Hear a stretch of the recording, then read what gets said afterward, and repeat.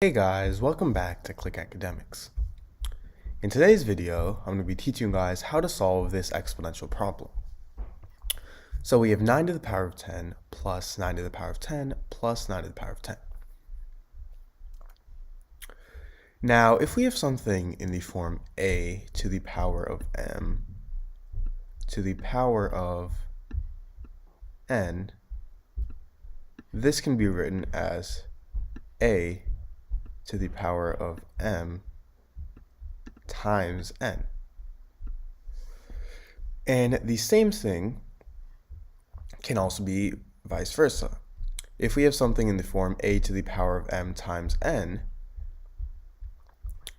this can be written as a to the power of m to the power of n.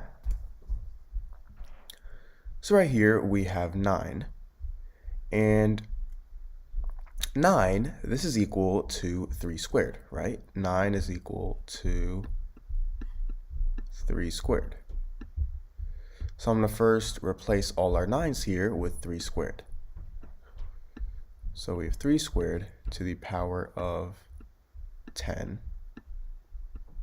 plus, again, 3 squared to the power of 10 plus 3 squared to the power of 10. And now, as you can see, all three of our terms are in the form a to the power of m to the power of n, and remember that is equal to a to the power of m times n, so this would equal 3 to the power of 2 times 10, and the same goes for the other two.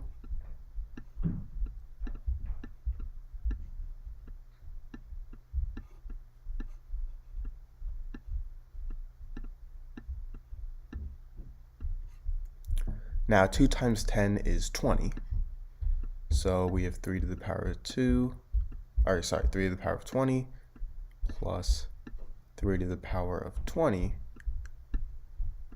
plus 3 to the power of 20. And now if we factor out 3 to the power of 20 from this, we get 3 to the power of 20 times 3 to the power of 20 divided by 3 to the power of 20 is 1. And same goes for the other two. So now we have 3 to the power of 20 times 1 plus 1 plus 1, and 1 plus 1 plus 1 is 3. So now we have 3 to the power of 20 times 3. And let's say we have a to the power of m times a to the power of n. This is going to be a to the power of m plus n. So 3 to the power of 20 times 3, well, 3 is the same thing as 3 to the power of 1, so this would be 3 to the power of 20 plus 1, which is 3 to the power of 21.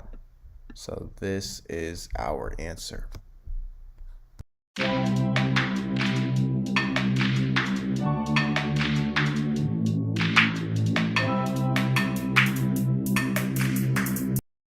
Guys, welcome back to Click Academics. In today's video, I'm going to be teaching you guys how to solve this exponential equation. So we have x to the power of 8 is equal to 36 squared. Now 8, as we all know, is equal to 4 times 2. So I'm going to rewrite this as x to the power of 4 times 2 is equal to 36 squared.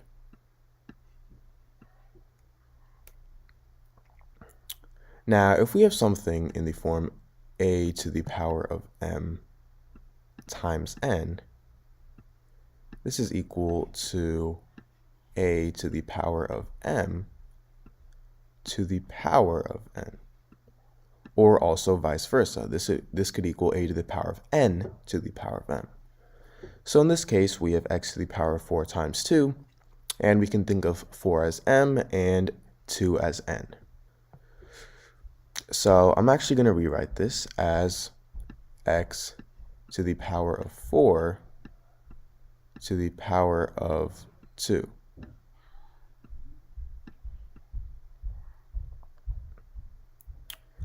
And now this is equal to 36 squared. And now I'm going to take the square root on both sides. So we have the square root of x to the power of 4 squared, and we also have the square root of 36 squared. And the square root cancels both of these powers. So now we have x to the power of 4 is equal to 36. And now now 4, this is equal to 2 times 2. So now we have x to the power of 2 times 2 is equal to 36. And again, if we have something in the form a to the power of m times n, this is equal to a to the power of m to the power of n. So I'm going to rewrite this as x to the power of 2 to the power of 2. And now this is equal to, I'm going to rewrite 36 as 6 squared. And now I'm going to take the square root on both sides once again. These two cancel out. These two cancel out. And I'm left with x squared is equal to 6. Now if I take the square root on both sides, these two cancel out, and I'm left with x is equal to plus or minus square root of 6. So this is our answer.